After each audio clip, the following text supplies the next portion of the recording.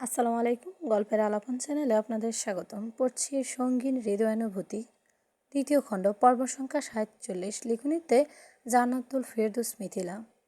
এত অধৈর্য হচ্ছিস কেন সানশাইন? প্লিজ সামলা নিজেকে। রোজার একের পর এক অনুনয় সুরের কথাগুলোতেও থামছে না অরিন। মেয়েটার চোখে মুখে স্পষ্ট অধৈর্যের ছাপ। রোজা চিন্তিত হলো মেয়েটার এমন ভাবভঙ্গিতে। সে চটজলদি মেয়েটাকে নিজের বুকে চেপে ধরে। অরিন নিজেকে ছাড়ানোর আপনার চেষ্টা চালায়, কিন্তু ছেলেটা এমন পুরুষালী শক্তির সাথে কিছুতেই বুঝে পেরে উঠছে না সে। রোদের এবার মুখ খোলে। অরিনের মাথায় আলতো করে হাত বুলিয়ে বলতে থাকে, খুব খারাপ লাগছে বৌজান। অরিন চুপ করে পড়ে রইল রুদ্রের বুকে। ছেলেটা প্রশ্নের জবাবে কেবল মাথা নাড়ালো কোনো রকমে। রুদ্র ধীরে ধীরে অরিনকে নিজের মুখের উপর থেকে উঠিয়ে তার দিকে সরু চোখে তাকায়। মেয়েটার কানের পিঠে এক হাত রেখে নরম কণ্ঠে আবারও বলে, বল না সানশাইন, খুব খারাপ লাগছে? অরিন তৎক্ষণাৎ নিজের মুখটা অন্যদিকে ঘুরিয়ে ফেলে। মেয়েটার সরু নাকটা কেমন ফুলে ফেপে উঠছে। হয়তো মনে মনে বেশ রাগ লাগছে তার। রুদ্র এক দৃষ্টিতে অরিনের দিকে তাকিয়ে রইল। তারপর কি যেন একটা ভেবে চট করে মেয়েটার থেকে কোলে তুলে নিল। অরিন হতবিহ্বল হয়ে গেল এহেন কাণ্ডে। সে হতবাক চোখে তাকিয়ে রইল রুদ্রের পানে। রুদ্র তার এহেন দৃষ্টিতে কোনোরূপ পাত্তা না দিয়ে বসা ছেড়ে উঠে দাঁড়ায়। তারপর মেয়েটাকে সামনে শটান হয়ে দাঁড়িয়ে ধীরে ধীরে অরিনের হাত দুটো নিজের হাতের স্পর্শ করায়। অরিন কিছুটা কেঁপে ওঠে। রুদ্র হাত দুটো আস্তে আস্তে উঠে গেল অরিনের বাহু পেয়ে কাঁধের ওপর। মেয়েটার কাঁধে পড়া চুলগুলো আলতো করে সরিয়ে দিয়ে সেথায় ঠোঁট ছোঁয়ায় রুদ্র। অরিন তৎক্ষণাৎ নিজের চোখ জোড়া বন্ধ করে নেয়। তার সম্পূর্ণ শরীর জুড়ে বয়ে যাচ্ছে মৃদু ঝঙ্কার। হাত দুটো খপ করে চেপে ধরে জামার একাংশ। রুদ্র এবার গভীর চোখে অরিনের দিকে তাকায়। মেয়েটার বন্ধ করে রাখা নেত্রযুগলের ওপর আলতো করে ঠোঁট ছোঁয়ায়। তারপর ধীরে ধীরে নিজের ঠোঁট নামিয়ে আনে মেয়েটার ঠোঁটের কাছে। রুদ্র পলকহীনভাবে তাকিয়ে রইল অরিনের গোলাপি অধর জোড়ার পানে। মেয়েটার ওষ্ঠপুট কেমন তীর তীর করে কাঁপছে। নিজের ঠোঁটটার দিকটা কেমন কেমন হালকা ফুলে আছে। রুদ্র সেদিকে তাকিয়ে ঠোঁট কামড়ে হাসলো। কিছুক্ষণ আগে সে তো মেয়েটার নরম ঠোঁটের উপর রীতিমতো আক্রমণ চালিয়েছে। তার রেশ এখনও স্পষ্ট ফুলে আছে মেয়েটার নরম অধৈর্যগোল। রুদ্র অরিনের গালের উপর হাত রেখে ঘোর লাগা কণ্ঠে বলতে লাগে, চোখ খোল সানশাইন। অরিন কুচকে রাখা চোখ দুটো ধীরে ধীরে মেলে। তার চোখে মুখে দাঁড়িয়ে থাকা সুদর্শন যুবকের ঘোর লাগা দৃষ্টিতে চোখ পড়তে আটকে গেল তার দৃষ্টি। হৃদয়টা বুঝেই থমকে গেল এক মুহূর্তের জন্য। নিঃশ্বাসের ওঠানামা হয়ে গেল ঘন। রুদ্র এবার অরিনের ঠোঁটের কোণে আলতো করে ঠোঁট ছোঁয়ায়। কেমন কোমল, তেমনি ধীরে সে স্পর্শ। অরিন চোখ দুটো আবারও বুঝে আসে। রুদ্র ফিরে নিজের ঠোঁট ছোঁয়ায় অরিনের ঠোঁটের অপর কোণে। তারপর কিয়ৎক্ষণ অনিমেষ চোখে মেয়েটার অধর জোড়ার পানে তাকিয়ে থেকে পরপর সূক্ষ্ম ঢোক গিলে রুদ্র। ছেলেটা বুকের ভেতর কেমন যেন টিপ টিপ করছে। রুদ্র নিজের শুষ্ক ঠোঁটজোড়া জিভ দিয়ে খানিকটা ভিজিয়ে নিল। যাহ, হুট করে বুঝি বড্ড তেষ্টা পেয়ে গেল। গলাটা কেমন খা খা করছে শুষ্কতায় ভাব এমন। এই মুহূর্তে তেষ্টা নিবারণ করাতে না পারলে এ বুঝে জ্ঞান হারিয়ে ফেলে। রুদ্র তার সাত পাঁচ না ভেবে চট করে মেয়েটার ঠোঁটজোড়া দখল করে নিল। প্রথমে আলতো স্পর্শে কাঁপিয়ে তুলল, এখন বুঝে সে স্পর্শ আরও দ্বিগুণ জোরালো। অরিন স্পষ্ট টের পাচ্ছে তার সারা শরীর কাঁপছে, পা দুটো কেমন অসাড় হয়ে আসছে। মেয়েটা খানিকটা হেলে পড়তে নিলে তাকে নিজের বাহু ডোরে আগলে নিল রুদ্র। প্রায় বেশ খানিকক্ষণ পর অরিনের ওষ্ঠপুট ছেড়ে দিয়ে তার কপালে কপাল ঠেকে বড় বড় নিঃশ্বাস ফেলতে থাকে রুদ্র। অরিনটা কেমন হাঁপাচ্ছে। হাঁপানোর এ পর্যায়ে অরিন কেমন মিনমিনি সরে বলে ওঠে, এখানে না সিসিটিভি ক্যামেরা লাগানো আছে? রুদ্র হাসলো ঠোঁট পিষে। অরিনের কপালে ঠোঁট ছুঁয়ে বলে, ছিল, কিন্তু এখন নেই।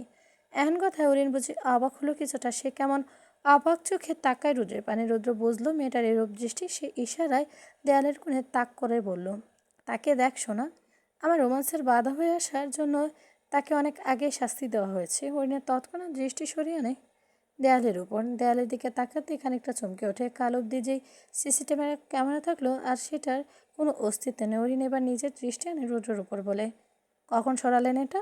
রুদ্র হরিণের কোমরে হাত দিয়ে জড়িয়ে নিজের একেবারে কাছাকাছি নিয়ে আসে। তারপর মেয়েটার নাকে আলতো করে টান মেরে বলে ওঠে, সকালে সে আগে শত্রুকে জায়গা থেকে সরিয়েছে, কেননা এটার দিকে তাকালে শরীরে রাগ উঠবে আমার, তাই সরিয়ে দিলাম নিজ দায়িত্বে। হরেন হাঁ করে শুনল রুদ্রের কথা। কি বলছে এ লোক? সামনে সিসিটিভি ক্যামেরাকে নিজের শত্রু বানিয়ে ফেললো। অনেক নিজের মনের ওঠা প্রশ্নটাকে ঠোঁটের আড়াল নিয়ে এলে সামান্য একটা সিসিটিভি ক্যামেরা আপনার শত্রু হয়ে গেল? রুদ্র চোখ মুখ কুচকে ফেলে সঙ্গে সঙ্গে বিরক্তি ভরা কণ্ঠে বলে ওঠে, তা নয়তো কি? এই ইডিয়েটের জন্য গতবার বাসরটা আমার হতে গিয়েও হলো না। তাছাড়া এমন একটা কাজের জন্য আমি নিশ্চয়ই এটাকে নিজের আশেপাশে রাখবো না, তাই শত্রুকে সরিয়ে দিয়েছি। এমন একটা কথায় ওরি না চাইতো কেমন কিলকিল করে হেসে দিল। আর রুদ্র সে মুগ্ধ দৃষ্টিতে তাকিয়ে রইল তার প্রেয়সীর মন করা হাসির দিকে। প্রায় মিনিট খানেক পর ওরিন কোনো মতে নিজের হাসি চেপে বলল, দিন দিন পাগল হচ্ছেন ডাক্তার সাহেব। রুদ্র মুচকে আসলো মেয়েটার কথায়। ওরিনের কানের পিঠে আলতো করে কামড় বসে ফিস ফিস করে বলল, এই জন্যই নিশ্চয় আমি একা দায়ী নই। অরিন মৃদু হেসে মাথা ঝাঁকায়। রুদ্র গলার কাছে হাত রেখে হাত দুটো উঁচু করতেই রুদ্র খানিকটা ঝুঁকে দাঁড়ালো। মেয়েটা আবারও তার তুলনায় বেশ ছোটোখাটো কিনা। রুদ্র গালভর্তি হেসে হাসি টেনে রুদ্রের গলা আঁকড়ে ধরল অরিন। বেশ আদুরে কণ্ঠে বলতে লাগলো, ও রোদ ভাই, চলুন না প্রেম করি। রুদ্র তৎক্ষণাৎ ভ্রু কুঁচকে ফেলে মেয়েটার কথায় কপালে দুতির এক বাজ ফেলে অসহায় কণ্ঠে বলল, জামাই লাগি তোর বউজান, দোহাই লাগে আর ভাই ডাকিস না। অরিন দুষ্ট হাসল। রুদ্রের বুকের সঙ্গে এক প্রকার লেপটে গিয়ে ফের বলল, আচ্ছা ডাকবো না, কিন্তু কথা তো এটা না, কথা হচ্ছে আরেকটা। রুদ্র এবার স্নিগ্ধ চোখে তাকায় অরিনের পানে, বলে, আবার কি বলছি, তার আগে কোলে তুলুন। অরিন বলতে দেরি তাকে পাজা কোলে তুলতে দেরি করলো না রুদ্র। মেয়েটাকে পাজা কোলে খানিকটা ঝাঁকিয়ে বলল, এবার বল না জান বাচ্চা। অরিন এবার মৃদু হাসলো। রুদ্রের চোখের দিকে তাকিয়ে অবুঝ গলায় বলতে লাগলো, ভাবছি আমাদের বাবু হলে সে আপনাকে কি বলে ডাকবে। এহেন একটা নির্বোধ মার্কা প্রশ্নে ভ্রু কুচকে আরও খানিকটা কুচকে গেল রুদ্রের। সে কেমন গম্ভীর কণ্ঠে বলে ওঠে, সে আবার কেমন প্রশ্ন বৌচান? আর হুট করে এমন একটা উদ্ভট প্রশ্ন তোর মাথায় আসলোই বা কীভাবে? অরিন আবারও বাচ্চাদের মতো ঠোঁট কামড়ে ধরে তাদেরকে। রুদ্র তৎক্ষণাৎ গলা খাকারি দিয়ে ওঠে, বলে, আরে আর সিরিয়াস করিস না জান, বিশ্বাস কর বহু কষ্টে নিজেকে এখনও সামলে রেখেছি। তার উপর তুই যদি আমার জিনিসের উপর এমন হুটহাট কামড়াকামড়ি করতে থাকিস, তাহলে আই সোয়ার আমি কিন্তু সুস্থতা কিংবা অসুস্থতা মানবই না। জোর করে নিজেই নিজেরটা ঠিক আদায় করে ছাড়বো। রুদ্র এমন শক্ত কথাতেও হাসলো অরিন। সে হাসি মুখে বলল, আচ্ছা শুনুন না, ভাবছি আমাদের বাবু হলে সেও যদি আমার মতো কনফিউশনে পড়ে আপনাকে আব্বুর জায়গায় মামা বলে ফেলে, তখন? কথা শেষ হওয়ার আগে খেয়ে ওঠে রুদ্র কর্কশ বলা বলে, ওরে কি যাতা বলছিস, মাথা ঠিক আছে তোর? এহেন কথায় হাসি মুখটা তৎক্ষণাৎ চুপসে গেল অরিনের। মুখটা নেমে আসা অন্ধকার। কি এমন বলেছে যে যার জন্য এত শক্ত গলায় কথা বলতে হলো? সে শুধু মজা করেই তো বলেছিল, তাই না? অরিন মুখ ভার করে মাথা নুয়ে রাখলো। রুদ্র এখনও কেমন ফুসফুস করছে রাগে। এই একটা কথার জন্য কিছুদিন আগেও কেমন শিক্ষা দিয়েছিল মেয়েটাকে, অথচ আজ দেখো সে একই কথা আবারও বেরোলো তার মুখ দিয়ে। রুদ্রর শক্ত মুখে অরিনকে কোল থেকে নামিয়ে দিল। অরিন ভরকে গেল এহেন কাণ্ডে। সে তৎক্ষণাৎ চটে যাওয়া মেজাজে বলে ওঠে, এটা কি হলো? এতটুকু কথা বলাতে কি এমন হয়েছে? এত রাগ? বাকি কথা বলতে পারলো না অরিন। তার আগেই তার চোয়াল শক্ত করে চেপে ধরেছে রুদ্র। অরিন মৃদু ব্যথায় কুকিয়ে ওঠে। রুদ্র হাতটা চোয়াল থেকে সরাতে নিলে খেকিয়ে ওঠে ছেলেটা। কি বলেছিলি? আরেকবার বল, খোদার কসম আজকে তোর জিভ টেনে ছিঁড়ে ফেলবো আমি। এই তোর ওই দিনে কি বলে দিয়েছিলাম, বলেছিলাম না আমাকে দ্বিতীয়বার কোনো দিনও ভাই না ডাকতে? আর না করা সত্ত্বেও তুই ভাই ডাকলি কোন সাহসে? অরিন চোখ বেয়ে গড়িয়ে পড়ো দুফোঁটা নোনা জল। সেই জলের উপস্থিতি টের পেয়ে সাথে সাথে তার চোয়াল ছেড়ে দিল রুদ্র। মেয়েটার চলচল চোখ ধরার দিকে তাকাতে বুকটা মোচড় দিয়ে উঠল তার। রুদ্র ফাঁকা ঢুকিল। তারপর অরিনের নুইয়ে রাখা মাথাটা নিজের বুকে চেপে ধরলো। তৎক্ষণাৎ নরম কণ্ঠে বলে ওঠে, মাফ করে দে জান বাচ্চা, ভুল হয়ে গেছে আমার। কিন্তু আমি বা কীভাবে নিজের রাগ কন্ট্রোল করব বল? তোর মুখে ভাই ডাক শুনলে মাথার রক্ত উঠে যায় আমার। তাই আচ্ছা এবারের মতো মাফ করে দে সানশাইন। অরিন নাক টানে কিছুটা। রুদ্রের বুক থেকে মাথা উঠিয়ে হাতের উল্টো পিঠে চোখ মুছে নেয়। রুদ্রের দিকে না তাকিয়ে বলে, বাসায় যাব। সানশাইন আমার কথাটা ভালো লাগছে না আমার, আমি বাসায় যাব। অগত্যা এহেন কথা অসহায় চোখে মেয়েটার দিকে তাকিয়ে রইল রুদ্র। এখন কিভাবে রাগ ভাঙাবে মেয়েটার? রুদ্র ফুস করে নিঃশ্বাস ফেল। ডেস্কের কাছে মোবাইলটা হাতে নিয়ে কল লাগালো অনিকের কাছে। প্রায় দুবার রিং হতে কলটা রিসিভ করলো অনিক। রুদ্র অনিকের দিকে না তাকিয়ে বলল, অরিনের দিকে না তাকিয়ে বলল, কেবিনে আয়। ব্যাস এটুকু বললে এরপরে ফোনটা কেটে দিল। ফের অরিনের কাছে এসে দাঁড়ায়। সোফায় এসে পড়ে থাকা অরিনের হিজাবটা হাতে নিয়ে সযত্নে পরিয়ে দিতে লাগলো মেয়েটাকে। এর মাঝে রুদ্র বেশ কয়েকবার অরিনের দিকে আর চোখে তাকালো। অরিন কেমন মাথা নিচু করে রাখলো। একটিবারের জন্য মাথা তুলে ছেলেটার দিকে তাকালো না অবধি। রুদ্র অরিনের এমন ভাবভঙ্গিমায় আহত হলো খানিকটা, তবুও নিজের যথাসম্ভব সংযত রেখে অরিনের কপাল বরাবর ঠোঁট ছুঁয়ে বলল, বাসায় গিয়ে রেস্ট নিবি। প্রায় মিনিট পাঁচেকের মধ্যে কেবিন এসে উপস্থিত হলো অনিক। পুরো কেবিন জুড়ে নিস্তব্ধতা। শঙ্কিত খানিকটা শঙ্কিত হলো ছেলেটা। ঘাড় ঘুরিয়ে পাশে তাকাতেই দেখতে পেল অরিনটা গালে হাত রেখে বসে আছে সোফায়, আর রৌদ্র তার থেকে খানিকটা দূরে গায়ে এলিয়ে বসে আছে। দৃষ্টি তার অরিনের দিকে নিবদ্ধ। ছেলেটার পরনের শার্টটা কেমন বেশ কয়েকটা বোতাম খুলে রাখা। অরিন জোরালো কদমে এগিয়ে আসে তার নিকট। রুদ্রপানে তাকিয়ে বলে ওঠে, কি হয়েছে ভাইয়া, তোমার এ অবস্থা কেন? রোজের দৃষ্টি এখনও মেয়েটার নত মুখ পানে নিবদ্ধ। সে অনিকের কথার প্রত্যুত্তরে খানিকটা নড়ে চড়ে বসল। হাত দিয়ে কপালের উপর লেপটে থাকা অগোছালো চুলগুলো খানিকটা গুছিয়ে নিয়ে বলল, ওকে বাসায় নিয়ে যা। আর হ্যাঁ, আজকের ঘটনা যেন জানাজানি না হয় বাসায়। অনেক মাথা কাত করলো বুঝধারের নেয়। তারপর অরিনের হাতটা মুঠোয় নিয়ে বলল, চল বনু। অরিন ধীরে সুস্থে উঠে দাঁড়ায়, ভাইয়ের হাত ধরে পা বাড়ায় চলে যাবার উদ্দেশ্য, অথচ একটিবারের জন্য পেছন ফিরে তাকালো না অবধি। তাকালে হয়তো দেখতে পেত একজোড়া ক্লান্ত চোখ তার পানে কেমন আকুল হয়ে তাকিয়ে আছে। রাত 12:30। এহসান বাড়ির প্রতিটি আনাচে কানাচে নিস্তব্ধতা নেমেছে বেশ আগে। যে যার যার মতো করে চলে গেছে নিজ কামরায়, অথচ রুদ্র এখনও বাড়ি ফিরেনি। ছেলের চিন্তায় একরাশ ক্লান্তি নিয়েও এতক্ষণে ড্রয়িং রুমে বসে অপেক্ষা করছিলেন জোবাইদা বেগম। তার জায়রা এসে শুয়ে পড়তে বললে মমতাময়ী কোনো কথাই শুনল না এ প্রসঙ্গে। কিন্তু আধ ঘন্টা আগে রুদ্র যখন তার কাছে কল দিয়ে বলল, আমার জন্য অপেক্ষায় থেকো না মা, আমি একটা জরুরি কেসে আটকে পড়েছি, ফিরতে লেট হবে, তখন গিয়ে অপেক্ষার অবসান ঘটল জোবাইদা বেগমের। ছেলের কথার বিপরীতে কোনো সান্নিধ্য তিনি কি আছে তার? মধ্যবয়স্কা ক্লান্ত দেহটা নিয়ে চলে গেলেন নিজ রুমে। এদিকে অপেক্ষার প্রহর গুনে গুনে এক প্রকার ক্লান্ত অরিন। মেয়েটা সে কখন থেকে কল দিয়েই যাচ্ছে রুদ্রকে, অথচ রুদ্র বুঝি সেদিকে কোনো খেয়াল নেই। অরিন এবার অধৈর্য হলো। মনে একরাশ ঠুনকো রাগ নিয়ে হাতে থাকা ফোনটা বিছানা ছুঁড়ে ফেলল না। এতে বুঝি রাগটা কমবার নেই। মেয়েটা এবার দাঁত কিরমির করে করতে করতে সারা ঘরময় পায়চারি চালালো। মনে মনে বলল, আজ আসুক একবার, আমাকে ইগনোর করার স্বাদ মিটিয়ে ছাড়বো। অরিন এহেন ভাবনায় মাঝে কর্কশ শব্দ তুলে তার ফোনটা বেজে উঠল। অরিন এক প্রকার আর চোখে ফোনটার দিকে তাকিয়ে মুখ ভেঙচি কাটে। বেশ বুঝতে পারছে সে এটা কার কল হতে পারে। এটা তো সে একদমই তারা দেখল না। ফোনটা রিসিভ করার পরপর প্রায় দুটো কল এসে যখন কেটে গেল, তখনই টনক লড়ল মেয়েটা। তার ডাক্তার সাহেব যেই পরিমাণ শর্ট টেম্পার না জানি, ফোন না তোলায় আবার কীরকম রেগে যায় তার ওপর। অরিন তৎক্ষণাৎ ছুটে আসে ফোনটার কাছে। ভয়ে ভয়ে ফোনটা অন করতে দেখতে পায় ইতিমধ্যে রুদ্র দুটো মিস কল আর 5টা মেসেজ এসেছে। অরিন কপাল চাপড়াতে থাকে। মেসেজগুলো অন করবে সেই সাহসটুকুও পাচ্ছে না বেচারি। অরিন লম্বা একটা নিঃশ্বাস ফেলে নিজেকে কোনো মতে স্বাভাবিক করলো। কাপা হাতে মেসেজ অন করলো। ফোন তুলছিস না কেন? এটা তোর সমস্যা কি? এই তোর সমস্যা কি? এবার ফোন না তুললে কিন্তু তোর খবর আছে বলে দিলাম। এতগুলো মেসেজ কি চোখে পড়ছে না তোর? এবার শেষবারের মতো ফোন দিব, অ্যান্ড এবার যদি ফোন না তুলিস, দ্যাট আই প্রমিস, বাসায় এসে তোকে কুলে তুলে একটা আছাড় মারবো বেয়াদব। শেষ মেসেজটা এসেছে 30 সেকেন্ড পূর্বে, তার মানে শেষ কলটা এখনও আসেনি। ওরেন হাঁপ ছেড়ে বাঁচল। ফোনটা হাতে নিয়ে অধীর আগ্রহে বসে রইল রুদ্রের কল আসার অপেক্ষায়। প্রায় সেকেন্ড 10-এর মধ্যেই কল এলো কাঙ্ক্ষিত ব্যক্তির। ওরেন আর কোনো কাল বিলম্ব না করে জলদি রিসিভ করে নিল কলটা। ফোনটা কানে ঠেকিয়ে যেই না কিছু বলতে যাবে, তার আগে ওপাশ থেকে ভেসে আসে রুদ্রর গুরু গম্ভীর কণ্ঠ, নিচে নাম। অরিন হক চকায়।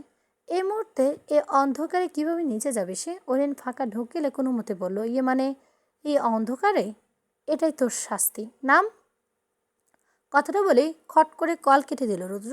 এদিকে অরিন বলল মহাবিপাকে। এমনিতে রাত, তার উপর বাড়িতে সবাই আছে। কোন অক্ষরে যদি কেউ টের পায় তাহলে কেলেঙ্কারি ঘটবে নিশ্চিত। অরিন মাথা চুলকাতে লাগলো।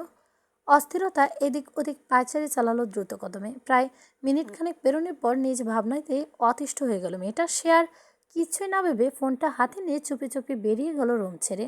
অন্ধকারে সরু করিডোরে হাঁটতে অসুবিধা হওয়ায় ফ্ল্যাশ লাইট অন করতে চাইল অরিন, কিন্তু তার আগে তার সামনে এসে দাঁড়ালো শঠান এক ছায়ামূর্তি। অরিন ভরকে যায়, চোখ বড় বড় হয়ে আসে আপনা আপনি। মেয়েটা ভয়ে ভয়ে পিছিয়ে গেল দুকদম। আর একটু পেছাতে গেলে ছায়ামূর্তি এক হাত চেপে ধরে অরিন কাঁপা কাঁপা কণ্ঠে জিজ্ঞেস করে, কে? ছায়ামূর্তি এবার মুখ খুলে অরিনের বেশ খানিকটা কাছে সে মিনমিনে সরে বলে, বনু ভয় পাস না, এটা আমি।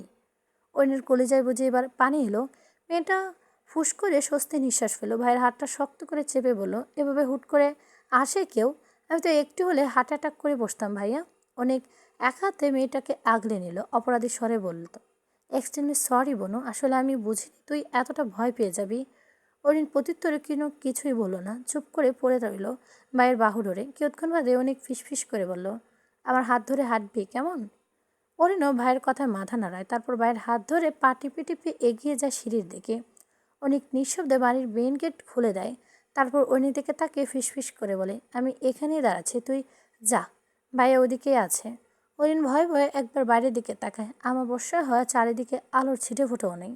অরিন বুক ভরে নিঃশ্বাস নিয়ে এগিয়ে গেল সামনের দিকে। বাড়ির গেটের সামনে এসে আশেপাশে খুঁজল রুদ্রকে, কিন্তু না, রুদ্রের টিকিটারও খোঁজ নেই কোথাও।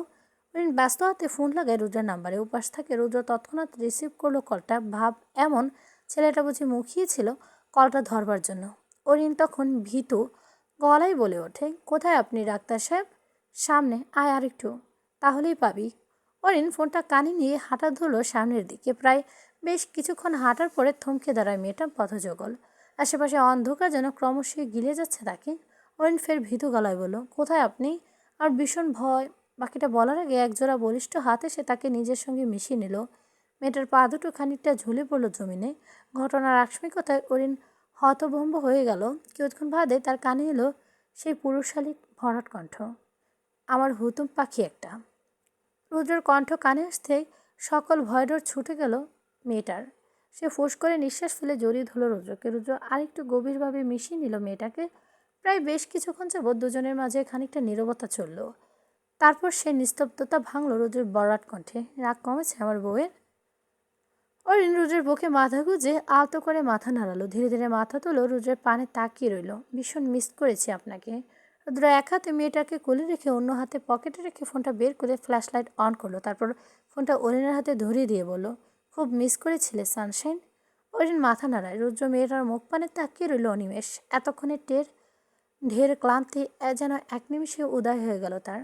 মেয়েটার মধ্যে নিঘাত কোনো না কোনো জাদু আছে নিশ্চয়, না হলে তার কাছে এলে রুদ্রের সকল ক্লান্তির রাগ সবটাই কেমন উদয় হয়ে যায় কি করে। এটা তো কিছু আগে কথাটা ধরা যাক না, মেয়েটাকে ফোন ধরেনি বিদায় সে রাগ তার। ভেবেছিল আজ একবার আসুক, তারপর আচ্ছা মতো দু চারটা শক্ত কথা শুনিয়ে দেবে তাকে, কিন্তু ও মা, মেয়েটার আদরের মুখটা দেখেই তো তার কি রাগ খুব থাকে। রোজার পকেট থেকে দুটো ডেয়ারি মিল্ক চকলেট বের করে, এগুলো অরিনের হাতে ধরিয়ে বলে, খেয়ে নিন বৌজান, আপনার ক্রেভিং কমবে। অরিন এবার বেশ খানিকটা অবাক হলো। আচ্ছা, তার ডাক্তার সাহেব কী করে জানলো তার চকলেট খাবার ক্রেভিং হচ্ছিল? অরিন অবাক দৃষ্টি দেখে রুদ্র বাঁকা হাসলো। মেয়েটার দিকে তাকিয়ে চোখ টিপে বলল, তোমার ওই ছোট্ট মাথায় এত জোর দিতে হবে না হানি, এগুলো নর্মাল ব্যাপার, যেটা সবাই কম বেশি জানে। অরিন হয়তো বুঝলো সবটা। সে মাথা নেড়ে ব্যস্ত হাতে একটা চকলেট ছেড়ে মুখে পুরল তৎক্ষণাৎ। রুদ্র কোলে থেকে চোখ বন্ধ করে মনুষ্যকে খেয়ে যাচ্ছে চকলেটগুলো। এদিকে তার অমন খাওয়া দেখে অবস্থা কাহিল বেচারা রুদ্রর। ছেলেটা পরপর শুষ্ক ঢোক গিল। ইস, এই মুহূর্তে তার পাপি মনটা কি যাচ্ছে তার কাছে ভাবতে গেলে ঠোঁটের কোণে বাঁকা হাসি ফুটে ওঠে আপনা আপনি। অরিন খাওয়ার এক পর্যায়ে রুদ্রের বাঁকা হাসি দেখে ভ্রু কোঁচকায়। ইশারা জিজ্ঞেস করে, কি ব্যাপার? রোদের প্রত্যুত্তরে ঠোঁট কামড়ে হাসি। মেয়েটার খুলে নিয়ে হাঁটা ধরে অদূরে দাঁড়িয়ে থাকা নিজের গাড়িটার দিকে। হরিণের খাওয়া বাদ দিয়ে আর কিছুই জিজ্ঞেস করলো না। কিছুক্ষণ পরে তাকে গাড়িতে এনে বসিয়ে দেয় রুদ্র। তারপর নিজে এসে বসলো মেয়েটার পাশে। হরিণ এখনও খেয়েই যাচ্ছে নিজের মতো। কখন ঠোঁটের কোণে লেগে থাকা চকলেট জিভ দিয়ে চাচ্ছে, আবার কখনো আঙুলগুলো পুড়ে দিচ্ছে। এগুলো রুদ্র নিঃশ্বাস ঘন ঘন আসার উপক্রম। মেয়েটার এমন কাণ্ড দেখে রুদ্র নিজের দৃষ্টি সরিয়ে আনা আপ্রাণ চেষ্টা চালায়, অথচ বেহায়া সরলে তো তারা বুঝি পণ করে রেখেছে মেয়েটাকে দেখে থাকার।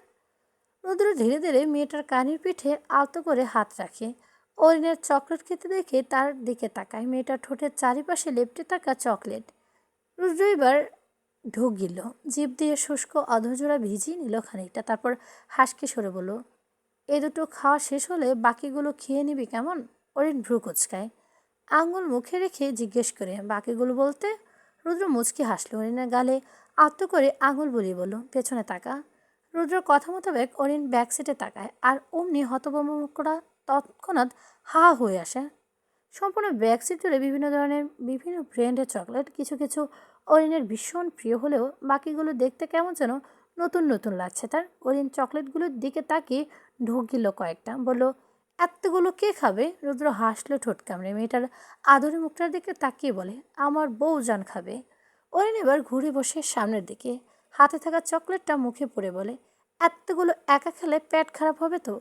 কে বলেছে তুমি একা খাবে হানি? আমি আছি তো, আমিও খাবো তোমার সঙ্গে। কথা শুনে মতো অরিনের চোখ দুটো কেমন চিকচিক করে ওঠে। সে আপ্লুত কণ্ঠে বলে ওঠে, সত্যি? তাহলে আসুন একসাথে খাই। রুদ্র এক পর্যায়ে বাঁকা হাসলো। অরিনের দিকে এক দৃষ্টিতে তাকিয়ে থেকে বলল, খাইয়ে দিলে খাবো। অরিন তৎক্ষণাৎ নিজের হাতে থাকা চকলেটটা এগিয়ে দেয় রুদ্রের দিকে। রুদ্র মেয়েটার হাতের কবজি চেপে মেয়েটাকে একবারে কাছাকাছি নিয়ে আসে নিচে। তারপর হাসকে সরে বলে, চকলেট এভাবে খেতে হয় না হানি। কথাটা বলতে হয়তো সেকেন্ড খানিক পেরোলো, তার মধ্যে পাগল ছেলে চট করে আঁকড়ে ধরল মেয়েটার ঠোঁট। অরিন হতবুদ্ধি নিয়ে বসে রইল নিজ জায়গায়। তার হাতে থাকা চকলেটটাও গড়িয়ে পড়ল অবহেলায়। রুদ্র গভীরভাবে শুষে নিচ্ছে মেয়েটার নরম অধৈর্যগল। প্রায় মিনিট পাঁচেক পর মেয়েটার উষ্টপুট ছেড়ে দিয়ে রুদ্র কেমন অস্থির গলায় বলতে লাগলো, কোলে আয় যান, এভাবে তোকে ফিল করাতে পারছি না। কথাটা শেষ করে আবারও নিজ উদ্যোগে একটা মেয়েটাকে নিজের কোলে বসিয়ে দিল রুদ্র। এরপর আবারও গভীরভাবে আঁকড়ে দিল তার প্রেয়সীর উষ্টপুট।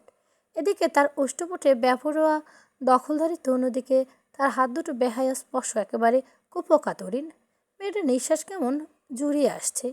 বুকের ভেতরটা বুঝিয়ে হাতুড়ি পেটা চলছে। সে কাঁপা কাঁপা হাত দুটো রাখল রুদ্রের বুকের।